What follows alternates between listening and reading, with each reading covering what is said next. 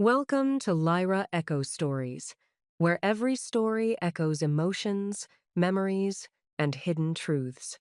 Step in and feel the echo of every tale. My name is Drew Collins. I'm 18 years old. And 3 weeks before I was supposed to start college, I found out my parents stole $187,000 from me.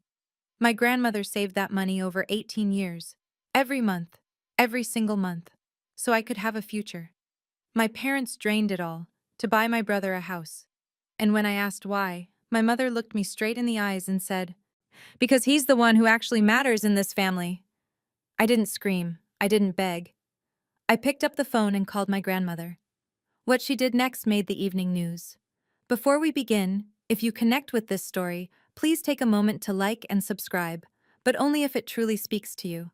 Tell me in the comments, where are you watching from and what time is it there? Now let me take you back to 3 weeks ago, the day one phone call changed everything. I grew up in Ridgemont, small town, 12,000 people, the kind of place where everyone waves from their porch and nobody locks the front door. Our house sat on Oak Street, a brown ranch style with a patchy lawn and a basketball hoop Tyler stopped using years ago. 4 of us lived there: Mom, Dad, my older brother Tyler, and me. On paper, a normal family. In practice, a ranking system.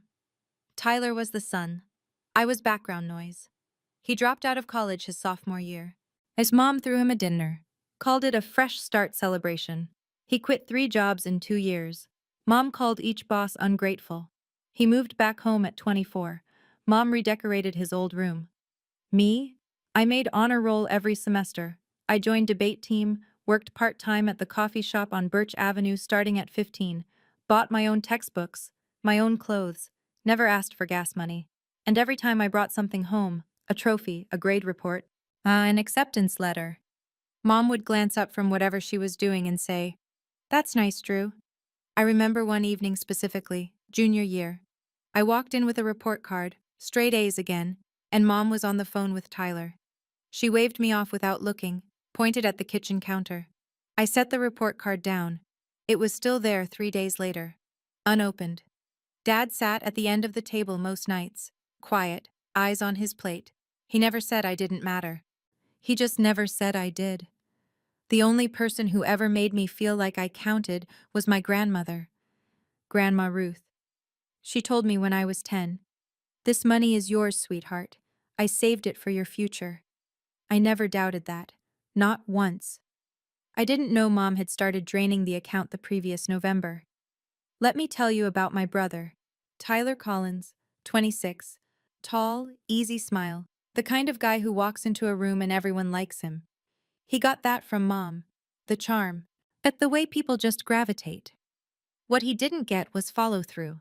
He enrolled at State, lasted 3 semesters, then told Mom the professors didn't understand his potential.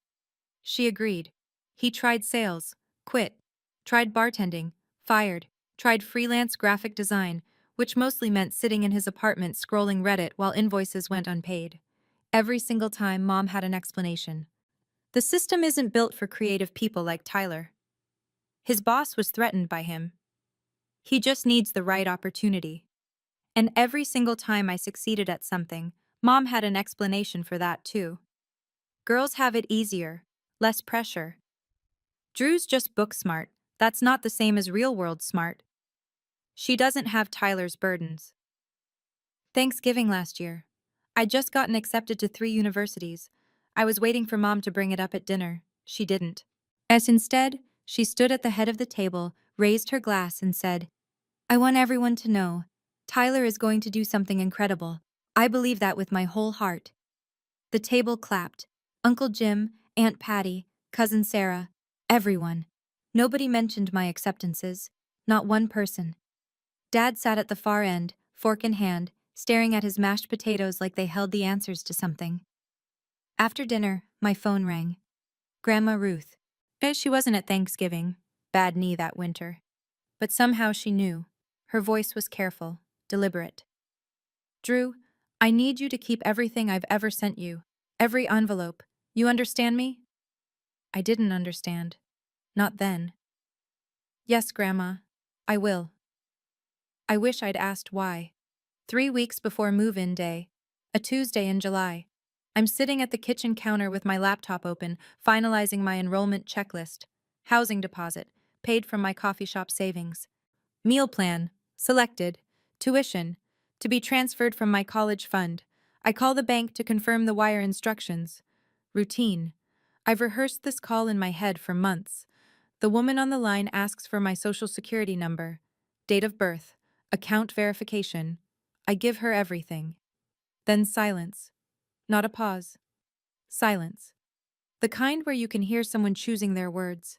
Miss Collins? I'm showing a current balance on this account of $214.36. I laugh. I actually laugh because obviously there's a mistake.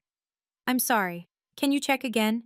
The account should have approximately 187,000. More silence. Keyboard clicking. Ma'am, I'm looking at the transaction history. There have been multiple withdrawals over the past 8 months, amounts ranging from $9,000 to $15,000 per transaction.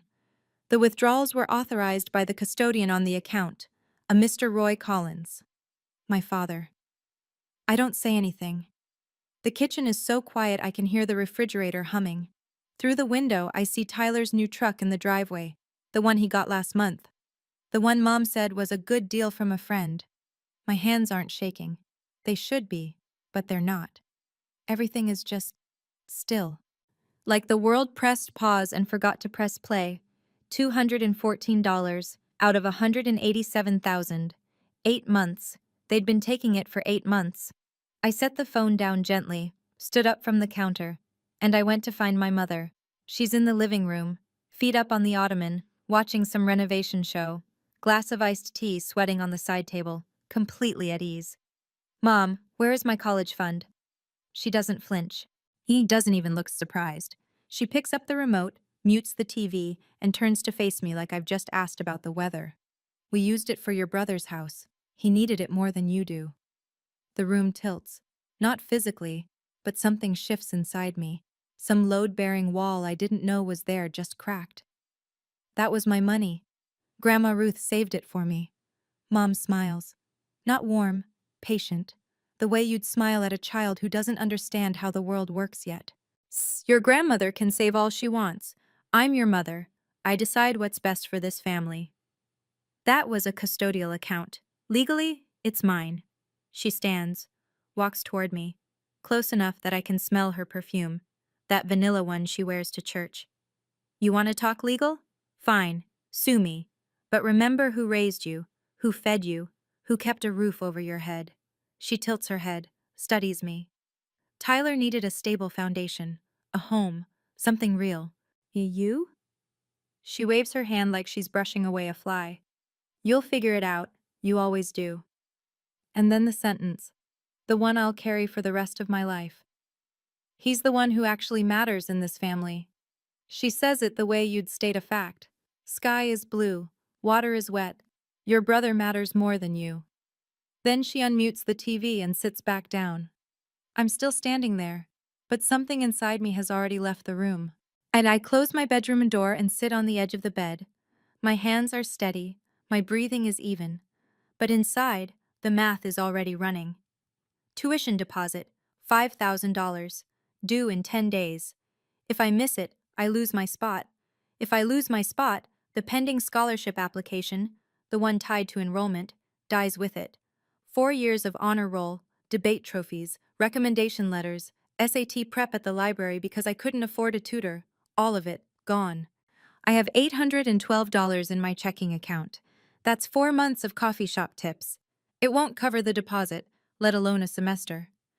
I run through options. Student loans. I'd need a co-signer. Dad won't sign anything Mom doesn't approve. Financial aid emergency appeal. Possible, but slow. Too slow. I could beg. I could go back to that living room and get on my knees and ask my mother to please, please give me back my future. But I already know what she'd say. She'd say the same thing she's always said. Figure it out, Drew. You always do. That's the trick, isn't it? They took everything because they knew I wouldn't crumble. They counted on my resilience as permission to rob me. If I do nothing, if I stay quiet, swallow this, keep the peace like I've done my entire life, I lose $187,000. I lose college. I lose the only path I've built for myself out of this house, this town. Oh, this ranking system where I will always be second. I look at my phone. The screen lights up. Contacts. The name at the top of my favorites list. Grandma Ruth. I haven't called her yet. Not yet. Because I know, once I make that call, there's no coming back. I find Dad in the garage. His workbench is covered in wire strippings and electrical tape. He's been rewiring a junction box for a client. The radio plays low, classic rock. He doesn't look up when I walk in. Dad? His shoulders tighten. He knows. Did you sign the withdrawal forms? He sets down the wire cutters, stares at the wall behind the bench. There's a long, terrible silence, the kind that answers the question before any words do. Then he nods. Why?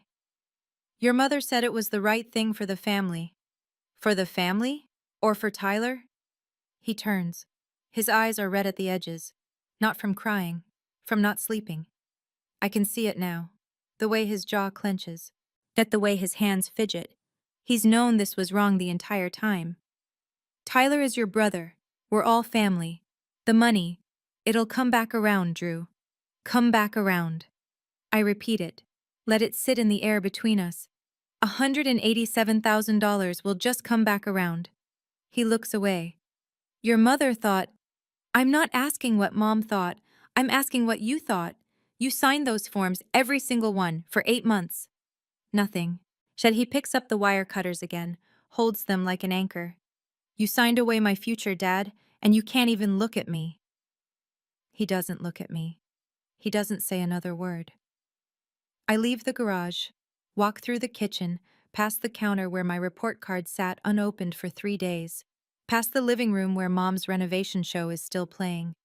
I go to my room, I sit on the bed, I pick up the phone, and I call Grandma Ruth. She picks up on the second ring. Her voice is warm, at the way it always is, like sun through a kitchen window. Drew, honey, everything all right? I tell her. All of it. The bank call, the balance, the 8 months of withdrawals, Dad's signature, Mom's face when she told me. Every word in order, without crying.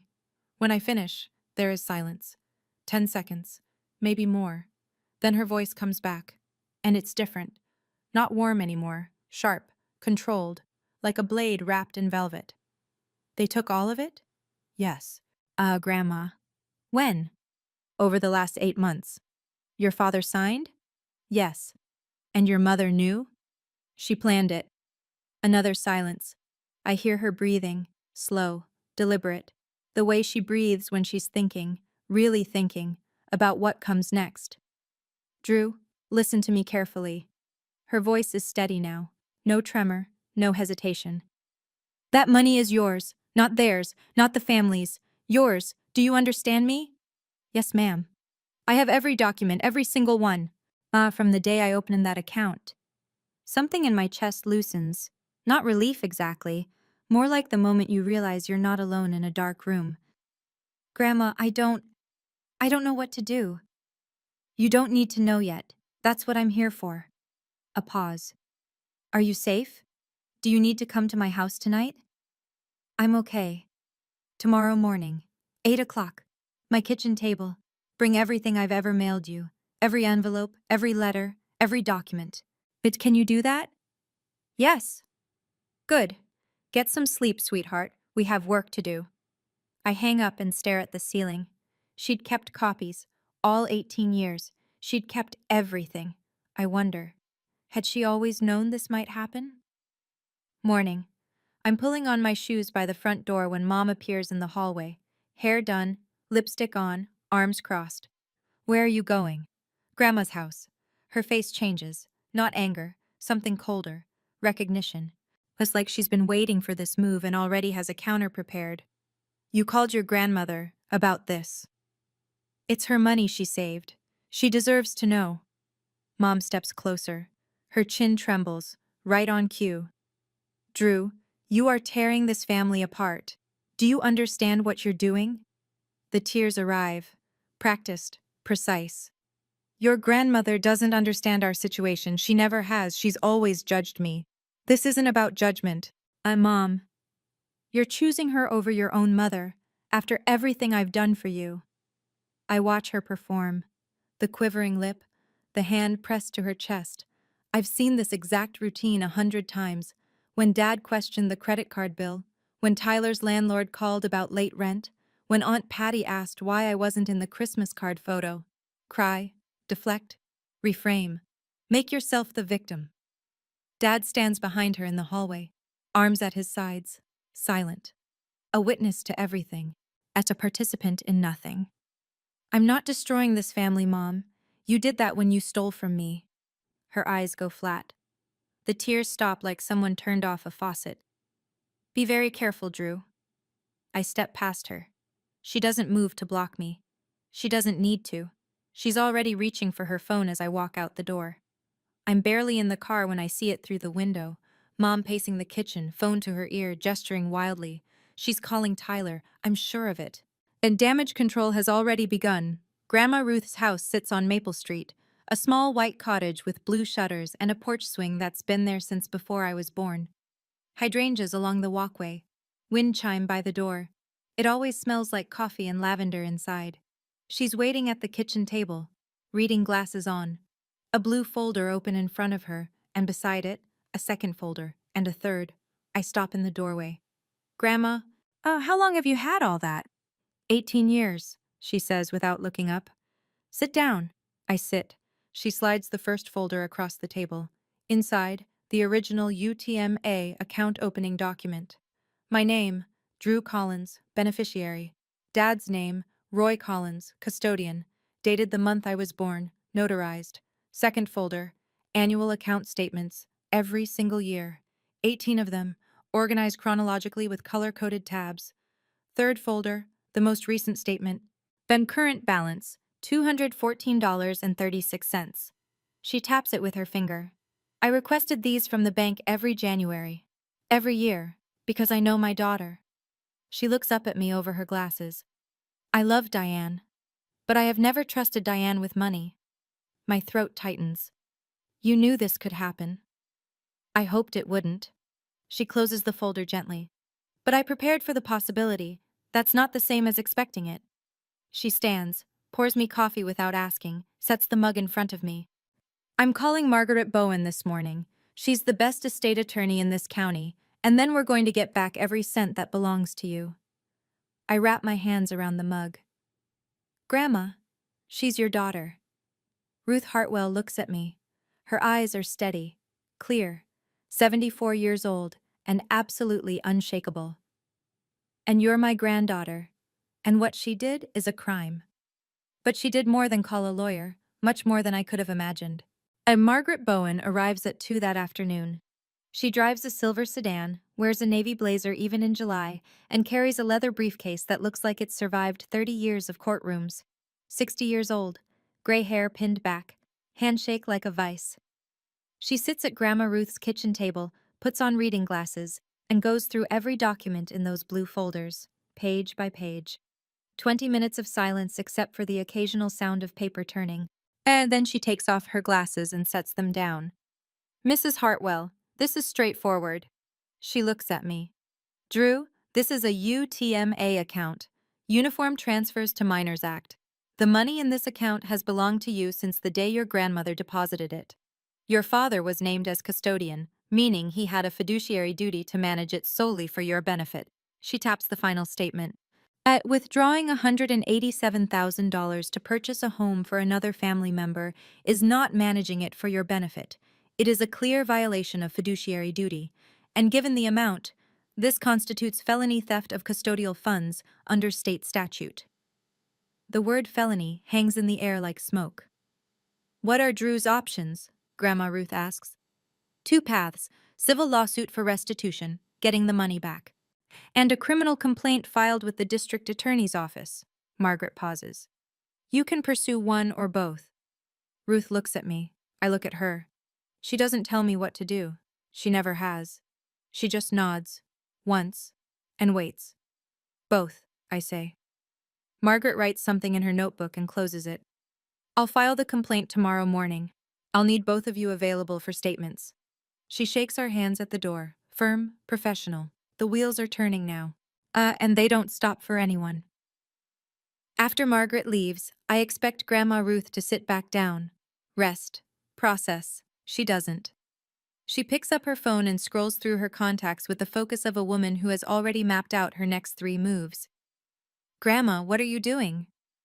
Calling Karen Avery. I blink. Karen Avery, the reporter, Channel 7. She was my student, class of 2003. Good head on her shoulders, honest.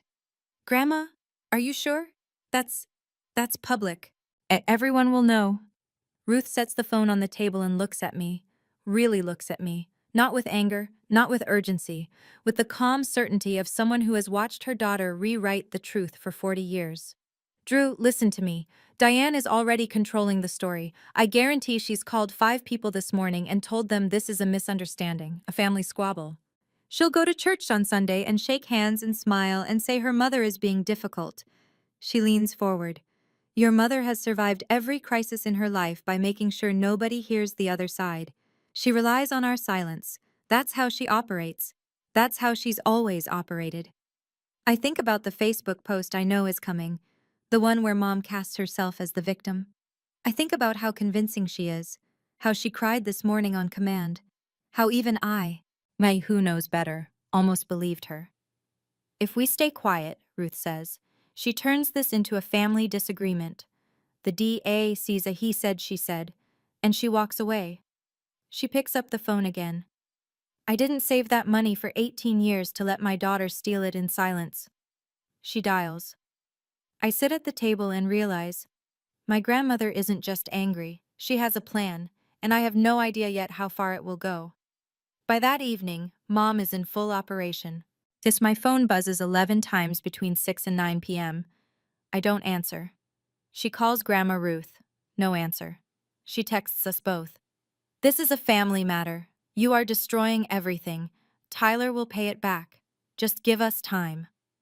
But time is exactly what she used to take the money in the first place. 8 months of time. Quiet, calculated, month after month. Tyler calls me at 8:30. I pick up this one. Drew, Mom says you went to Grandma's. She's freaking out. She told me to come over there and smooth things over. Tyler, did you know where the money for your house came from? Silence. Then, Mom said she took out a home equity line. That's what the paperwork showed. There was no home equity line. She lied to you too. More silence. I can hear him breathing. Drew, Listen, let me talk to Grandma. I can fix this. You can't fix this, Tyler. It's already broken. I hang up, set the phone face down.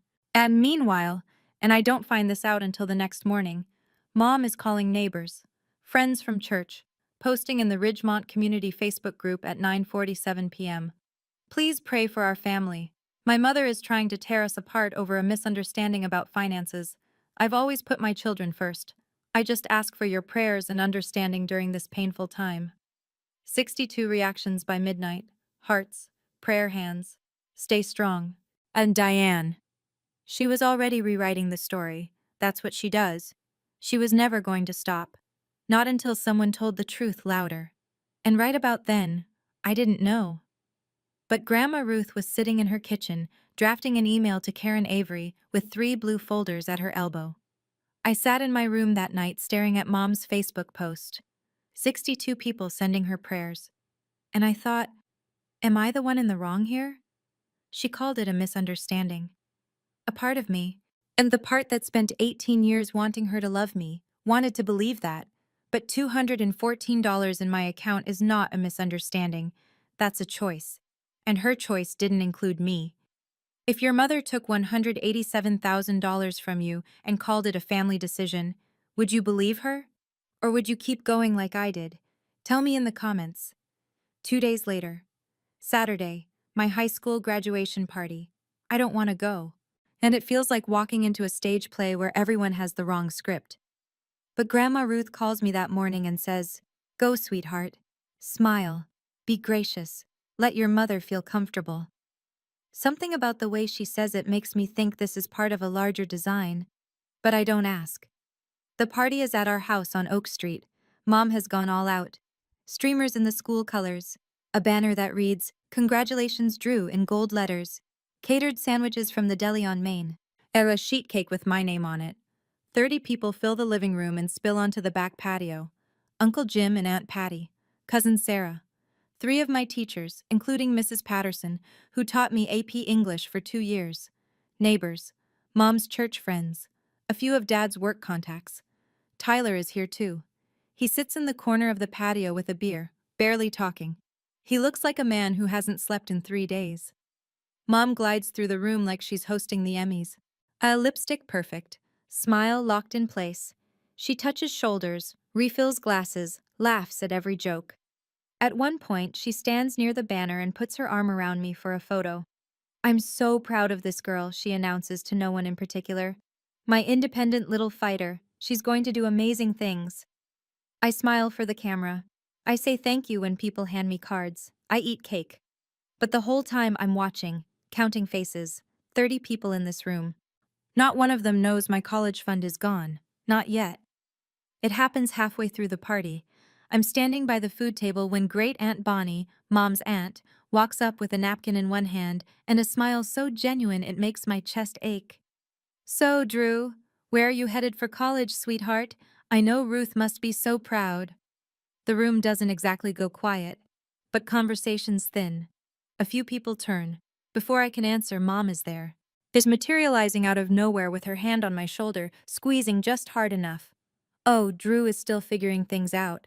You know kids these days. They change their minds every other week." Aunt Bonnie tilts her head. "But didn't Ruth set up a fund for her? She's talked about it for years." The room is listening now. I feel it. That collective lean in. Mom doesn't miss a beat. Mother's fund was really more of a family investment. And we redirected it where it was needed most. She beams. "Tyler just bought his first home. Isn't that wonderful?" A few nods, a few polite murmurs of congratulation. But not everyone. I see Mrs. Patterson near the window. She's not nodding. She's watching Mom with narrowed eyes, then looking at me, then back at Mom. Her jaw is tight. Uncle Jim glances at Dad. Dad is suddenly very interested in his paper plate. Mom keeps going. "Drew has always been self-sufficient. She doesn't need a fund. She's got grit. Right, honey?" She squeezes my shoulder again. The whole room is waiting for me to agree. I don't agree. I don't say anything at all.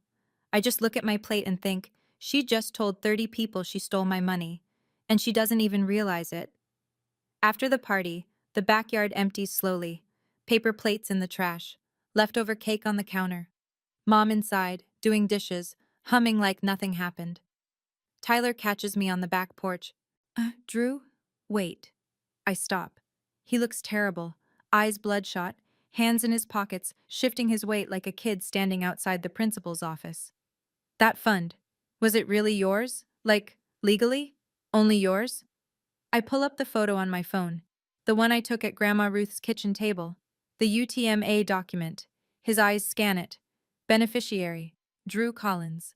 Custodian, Roy Collins. No mention of Tyler. No mention of Diane. No mention of family. His face drains of color. "Oh, I didn't know," he says, almost a whisper. "Drew, I swear to God, I didn't know." "I believe you." Mom said, she told me it was a home equity line of credit. She showed me paperwork. She said it was all legitimate. "There was no line of credit, Tyler." He sits down on the porch step, puts his head in his hands. For a long moment, neither of us says anything. The crickets are loud. A car passes on Oak Street. "What do you want me to do?" he asks. I sit down next to him, not close. But next to him. "I don't want anything from you. I just want what's mine." He nods, slowly, like the weight of it is settling into his bones.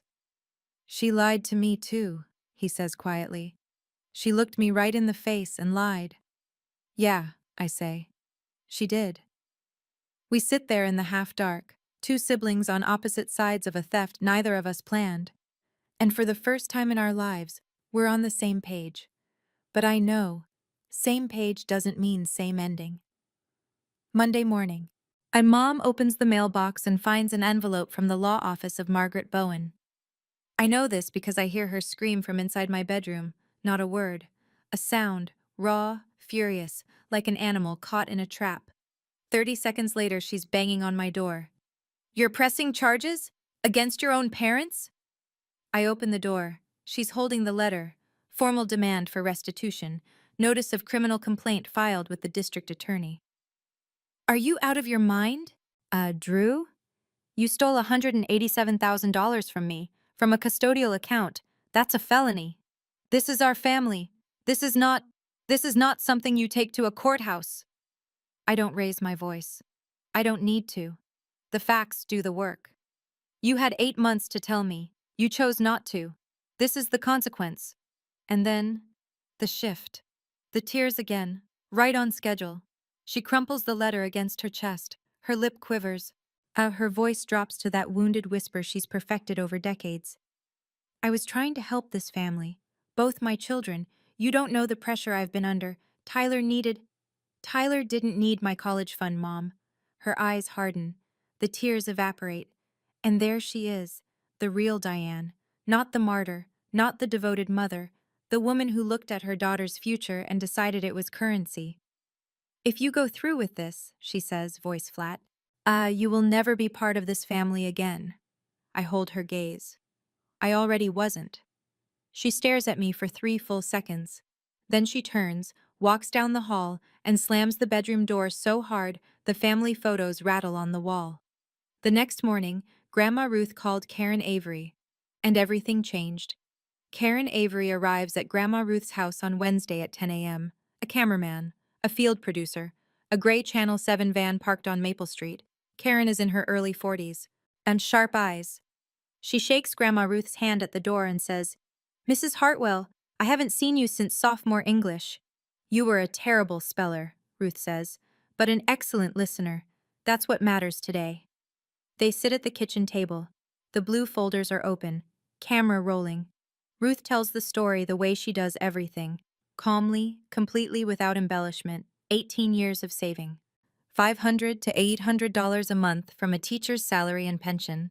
A total of $187,000, including investment returns, all deposited into a custodial UTMA account for her granddaughter, Drew Collins. She slides the documents across the table. Opening paperwork, annual statements. The final balance, $214. My daughter and her husband withdrew every penny, she says, looking directly into the camera. They used it to purchase a house for their son, not for Drew. Drew did not receive a single cent. Karen asks, And you're filing criminal charges against your own daughter? Ruth folds her hands, steady, unshakable.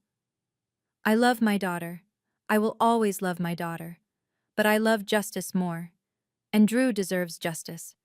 That money was never mine to give Diane. It was never Diane's to take. It belonged to Drew from the day I deposited the first dollar. The camera holds on her face for a long moment. 74 years old, retired school teacher, backbone of steel. Karen Avery thanks her, packs up, and tells us the segment will air on Thursday evening's broadcast. 48 hours. In 48 hours, the whole town will know. Thursday, 6 o'clock news. I watch from Grandma Ruth's living room. She sits in her armchair, hands folded in her lap, eyes on the screen. And neither of us speaks. The segment runs 4 minutes. Karen Avery narrates over B-roll of our town, the courthouse, the bank on Main Street, the high school. Then Grandma Ruth's face fills the screen. Her voice, steady and clear, carrying the truth into 12,000 living rooms. Grandmother accuses daughter of stealing grandchild's $187,000 college fund. It goes exactly the way you'd expect, and then further. By 8 p.m., the Ridgemont Community Facebook group is on fire. Oh, hundreds of comments, shares, people tagging people. Mrs. Patterson, my AP English teacher, writes, I taught Drew Collins for 4 years. She earned every grade, every award, every opportunity. That girl deserves better than this. 87 likes in 20 minutes. Parents start posting, I have a UTMA for my son, checking it right now. Does this happen? Can a parent just take the money? I'm calling my bank tomorrow. I scroll through comments from Ruth's couch, and most are supportive. A few are cautious. There are 2 sides to every story. But when Karen Avery posts a link to a legal explainer about custodial accounts, even the cautious ones go quiet. Mom is watching. I know because Tyler texts me at 8:22 p.m. Mom saw the news. She tried to call the station. They wouldn't pull it. Then a second text. I saw it too. I'm so sorry, Drew. I'm going to make this right. The story gets picked up by a station at the state level by Friday morning. Ridgemont has never seen anything like this, and it's only the beginning. Mom's counterattack comes Friday at noon. A long, carefully worded Facebook post on her personal page. The story you saw on the news tells only one side. I am a loving mother who has sacrificed everything for both my children. The funds were used for our family's future. My mother and I have had our differences for years, and I'm heartbroken that she chose to make them public. I ask for privacy, compassion, and prayers during this incredibly difficult time. It gets 114 reactions in the first hour, but something interesting happens underneath. The comments split, and not in her favor. Diane, a custodial account belongs to the child. That's the law. I've known Ruth Hartwell for 30 years. She doesn't lie. If it was a family decision, why didn't Drew know about it? One by one, the prayer hands thin out, the stay strong messages slow. People who were at my graduation party start going quiet. Uncle Jim deletes his comment. Mom gets removed from the Ridgemont Women's Auxiliary Group on Saturday. The church prayer chain coordinator calls and suggests she step back from leadership for a season. Neighbors stop waving. And then, a private message lands in my inbox from a name I don't recognize at first. Sandra Mullen, Mom's college roommate. Drew, I'm sorry for what you're going through. I want you to know, your mother borrowed $3,000 from me last year and never paid it back. When I saw the news, I wasn't surprised. I was just sad. I stare at the message. $3,000. Another person. Another lie. Mom's narrative is collapsing, not because anyone is attacking her, but because the truth has its own gravity. And gravity doesn't need permission. The following Wednesday, Margaret Bowen calls. Drew, I have an update. The district attorney's office has formally opened an investigation. They've subpoenaed the bank records. I'm sitting on Grandma Ruth's porch. It's a warm morning. The wind chime is turning slowly. What does that mean exactly? It means they're reviewing every withdrawal, every authorization, every signature. With $187,000 in documented custodial transfers used for a non-beneficiary purchase, this is textbook. And I would be very surprised if charges aren't filed. Textbook. My family reduced to a legal textbook example. What kind of charges? Felony theft. Given the amount, both your mother and father could face serious consequences. We're talking probation at minimum, potential prison time at maximum. I close my eyes. The wind chime makes a soft, clear sound. Is there a way? If they pay it back, can this stop? Restitution can be a mitigating factor in sentencing, but the DA makes charging decisions independently. Once the complaint is filed, it's not yours to withdraw. I call Grandma Ruth after I hang up. She's inside, making lunch. I'm scared, Grandma. Of what? That they'll actually go to prison. They're my parents. Ruth is quiet for a moment. A long moment. And when she speaks, her voice is the gentlest it's been through all of this. Drew, you didn't put them there. They put themselves there. Every signature, every withdrawal, every lie. But that was their choice, not yours. I nod, even though she can't see me through the screen door. Now come inside. Soup's getting cold. I go inside. I eat the soup. But my mind is somewhere else. Because Tyler is about to do something none of us expected. Tyler calls on a Friday afternoon. His voice sounds different, quieter, older somehow. Drew, I talked to a lawyer. My own lawyer, not Mom's. Okay. I'm giving back the house. I'm standing in Grandma Ruth's kitchen as I set down the glass I'm holding. Tyler, the house is in your name. I know. And it was bought with your money. I can't live in it. I've been lying awake every night staring at the ceiling of a house my little sister paid for without knowing it. I'm done. He tells me the plan. He'll list the house for sale. The proceeds go directly into a restitution account. Margaret Bowen will oversee the transfer. Clean, legal, documented. My lawyer says I'm not legally obligated, Tyler continues. I wasn't the custodian. I didn't sign anything. I didn't know. Then why are you doing this? Because it's right, and because. He pauses. His voice cracks just slightly. Because I can't be the person Mom turned me into. I won't. I don't say anything for a moment. The kitchen is quiet. Grandma Ruth is in the next room. I can hear her turning pages. Tyler, she told you it was a loan. She told me a lot of things. Another pause. I went through the paperwork she gave me. Bet the home equity line of credit documents? They're fake, Drew. There's no HELOC, no lender, no loan number. She fabricated them. The air leaves my lungs. Mom didn't just steal from me. She built a paper trail of lies to cover it. She forged documents. She lied to her own son's face. Thank you, Tyler, I say, because it's all I can manage. Don't thank me. I should have asked questions a long time ago. He hangs up. I sit down at the table and stare at the wall. This family is broken. But maybe not all of it. 2 weeks later, the DA makes it official. Diane Collins and Roy Collins are formally charged with felony theft of custodial funds. The amount? $187,000. The charge? Misappropriation of UTMA assets held in fiduciary trust for a minor beneficiary. Karen Avery runs the update on Thursday's broadcast. Ridgemont couple faces felony charges after allegedly draining granddaughter's college fund. Mom hires a defense attorney. Yet his strategy is predictable. Argue that as custodian, Roy believed he was acting within his rights, that the family understood the funds to be collective. A misunderstanding of custodial obligations. But the bank records tell a different story. 9,000 here, 12,000 there, 15,000. Spread over 8 months, just below the reporting thresholds that would trigger automatic alerts. Calculated, deliberate, not a misunderstanding, a strategy. And then Tyler's revelation about the fabricated HELOC documents reaches the DA. That changes everything. Falsified paperwork turns a bad decision into premeditation. Roy, through his lawyer, approaches the DA with a plea offer. He wants to cooperate, admit fault, accept responsibility. Mom refuses. She's still fighting, still insisting this was her right as a mother. I watch the news from Grandma Ruth's living room. The same armchair, the same folded hands. I didn't want them in court, I say to no one in particular. I wanted them to be my parents. Ruth reaches over and squeezes my hand. She doesn't say anything. She doesn't need to.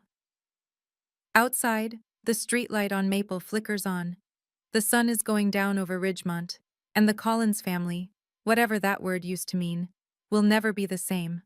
But the truth is out, and truth, unlike money, can't be withdrawn. While the legal machinery grinds forward, Grandma Ruth does what she's always done. She acts.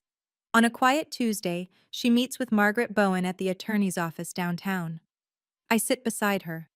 Margaret has paperwork spread across the conference table, but this time, it's not about the case. It's about the future. I want to establish an irrevocable trust, Ruth says. For Drew, no family member as trustee, a corporate trustee, the bank. Margaret nods. That's the safest structure. No individual access except Drew, and only after she turns 21. Distributions limited to education and essential living expenses. Ruth opens her purse and pulls out a cashier's check. She slides it across the table. $42,000. I stare at it. Grandma, that's everything I have left. She says it plainly, like she's telling me the time.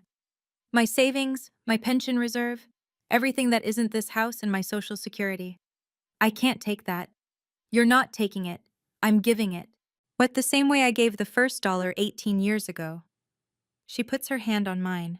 Her fingers are thin, warm. It's not 187,000, but it's enough to start. I cry. For the first time since this whole thing began, I sit in the lawyer's office and cry like I'm 10 years old. Ruth doesn't tell me to stop. She doesn't say it'll be okay. She just holds my hand and waits until I'm done.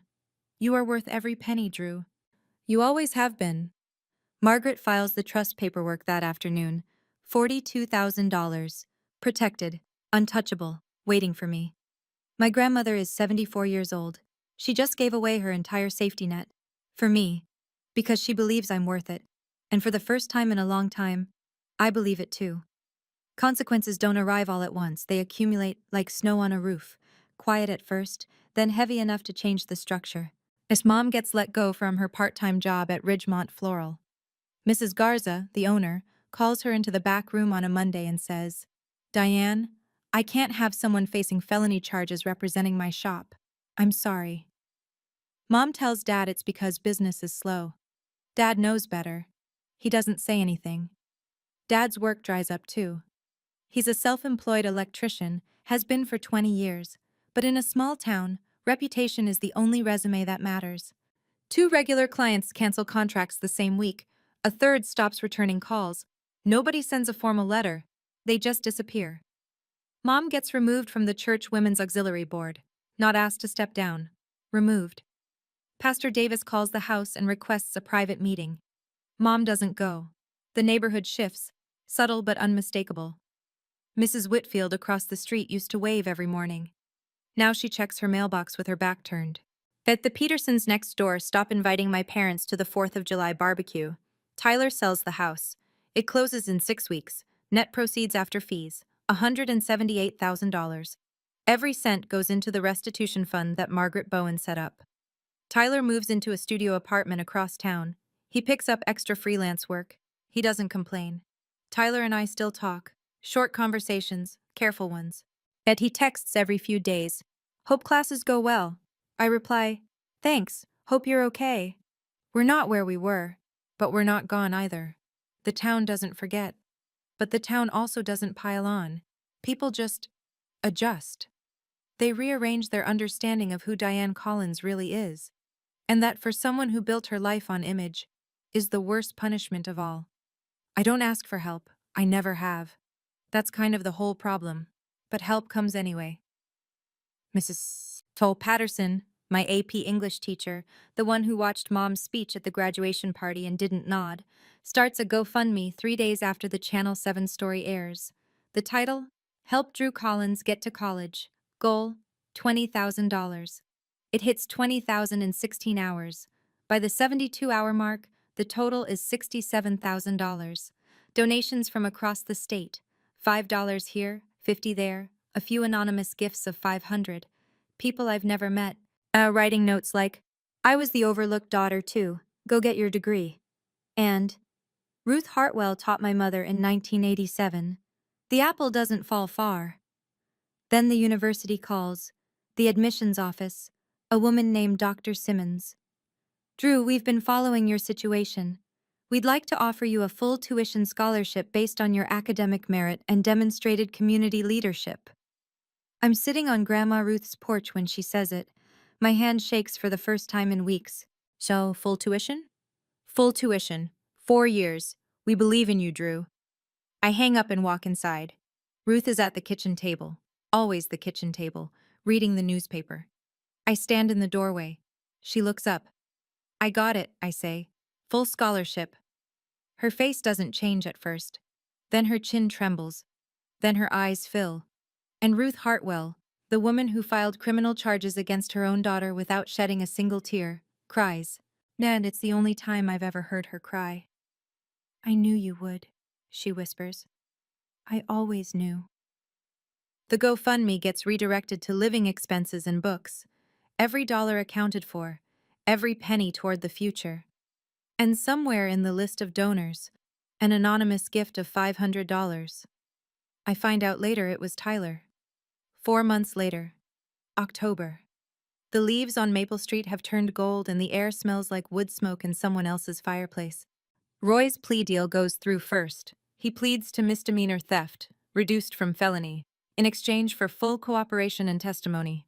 3 years probation, $93,500 in restitution, his half. He stands in the courtroom in a gray suit that doesn't fit quite right and says, "I accept responsibility, Your Honor." He doesn't look at me, but I see his hands trembling at his sides. Mom holds out longer. So she cycles through 3 arguments. The money was a family resource. She had custodial discretion. Ruth was acting out of spite. Her attorney pushes each one. The judge listens.